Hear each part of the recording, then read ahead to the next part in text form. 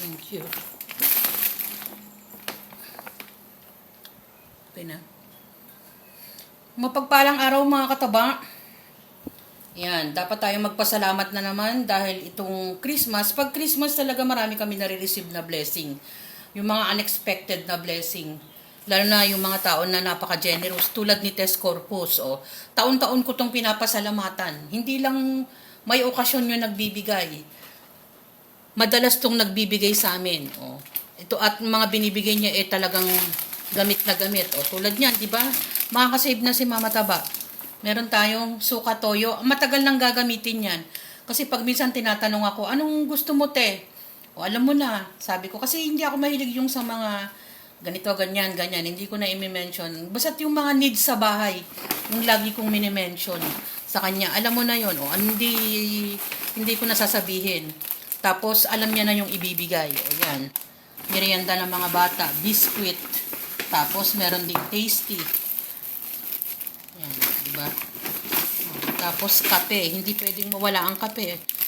Yung binabanggit ko na pangunahing pangangailangan na hindi malilesin na yung gastos. Tapos pang spaghetti. Isang set ng spaghetti. Marami rin kaming nare-receive na mga ganito. Halos hindi ko pa naluluto yung iba. No, yan. Tapos meron tayong dilata, kaya nga saktong-sakto mga kataba, maglagay ka lang ng hotdog. Meron siyang corned beef, 2 lata. Yan, digyan mo lang ng konting ingredients yan. Kompleto na yan. Sabi ko naman kay Tess at sa mga iba pang nagbibigay sa amin. Marami yan mga kataba kung ini-mention ko. Kaya nga minsan sinasabi ko na hindi ko alam kung ano yung ginawa ko sa buhay ko, na bakit na maraming dumarating na biyaya na maging mabuting tao tayo sa mga nakasama natin at sa mga darating pang mga tao. No, yun mga kataba. Maraming salamat kay Tess Corpus sa biyaya na namang na-receive ni Mama Taba at hindi ako magsasawang magpasalamat. No, yung mga ganyan na taon-taon, hindi lang basta taon-taon. Marami pang blessing na dumating sa amin na galing sa kanya. Super thankful at sa mga biyayang nare-receive namin.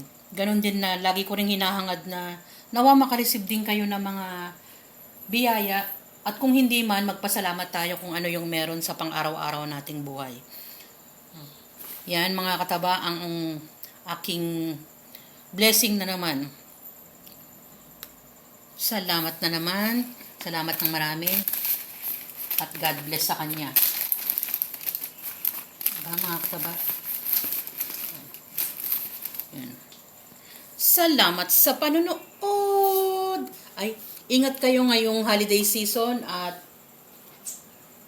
spend natin yung Christmas, yung bakasyon na sa tamang paraan din mga kataba. Mag-enjoy tayo pero magpasalamat tayo sa mga bagay na dapat nating ipagpasalamat. Lalong-lalo na sa Panginoon. Bye mga kataba!